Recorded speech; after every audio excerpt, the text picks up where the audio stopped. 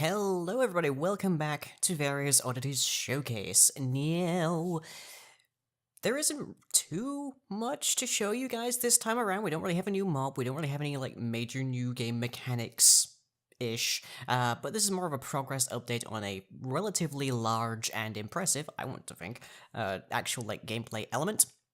So, previously we have had access to these magic scrolls, especially the scrolls against Circle of Evil, Holy, that kind of thing. We've had a few cures in for a few versions now, and these are meant to be single-use items that give you access to powerful effects that you can use early on in the game, and as well as into later game, depending on the spell that you have in them. But we haven't really had a way to actually make those, and they've always been scrolls, so it's always been use it or don't use it, either way, it's always been single use. So, we now actually have a bit more variety in our selection of spell containers, and all of these things use the exact same MBT tags, so you can have them with one spell, you can have them with a variety of spells, there is even support for you to have ones that spawn with completely random contained spells, which we will be using for a lot of loot items going forward. So, what we have, first and foremost, of course, is the scrolls. These are single-use. Some of these spells have alternate effects. You can access those by right-clicking without sneaking, and we can then enable or disable the alt fire. And if we then sneak and activate it, we can in fact use it. But we have activated the alt fire, which means we're actually not targeting just ourselves, so I need to target for that.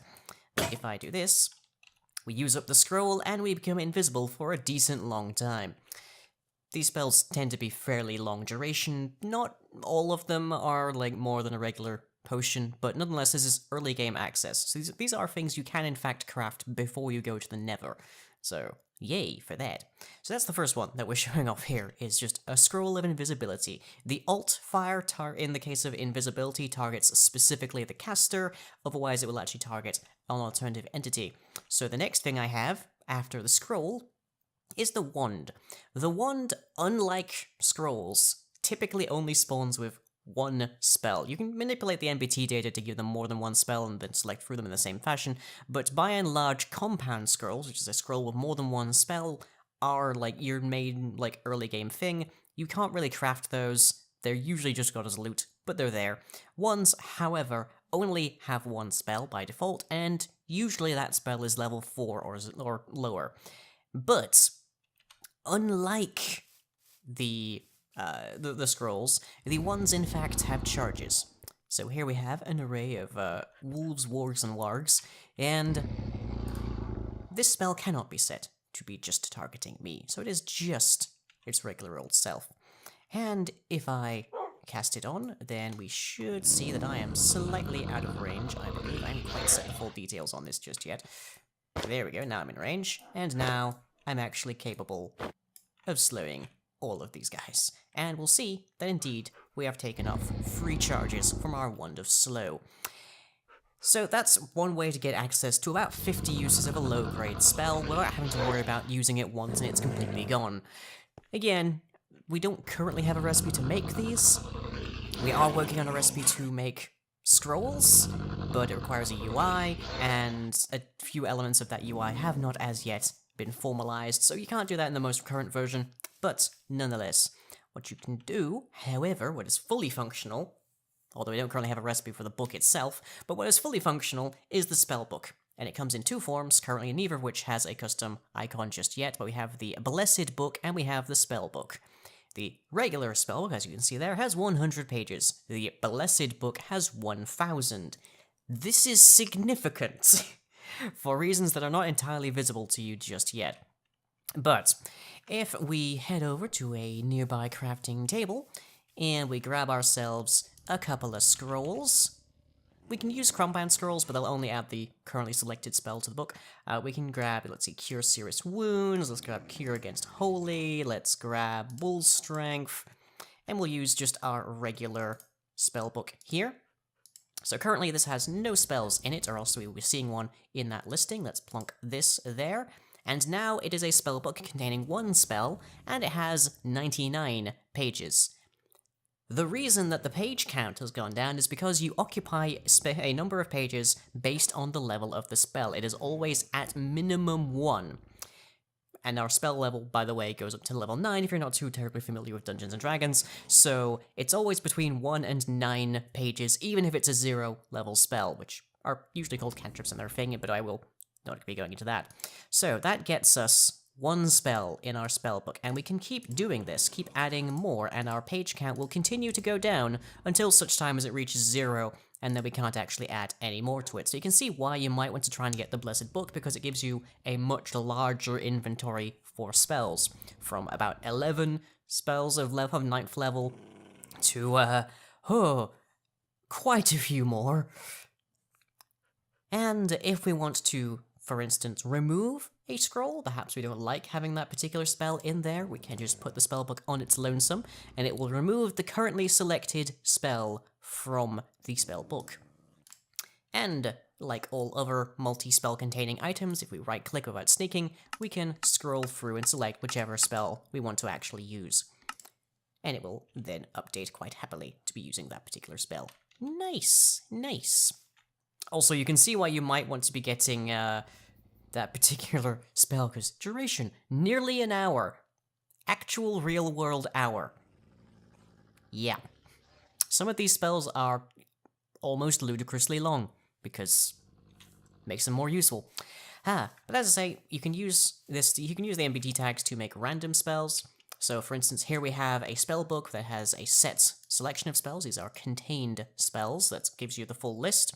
The current spell selected is given by... Do I have anything here showing off? No, I do not. It's given by the tag spell ID. So for instance, if we say spell ID 3, and we give ourselves that spellbook, like a name, there we go, then we are the third one in the list, which is currently a heal spell. So, yeah. And of course, you can also scroll these backwards and forwards infinitely, don't worry about hitting the limit and having to go all the way back and all sorts. And we also have the random spell option.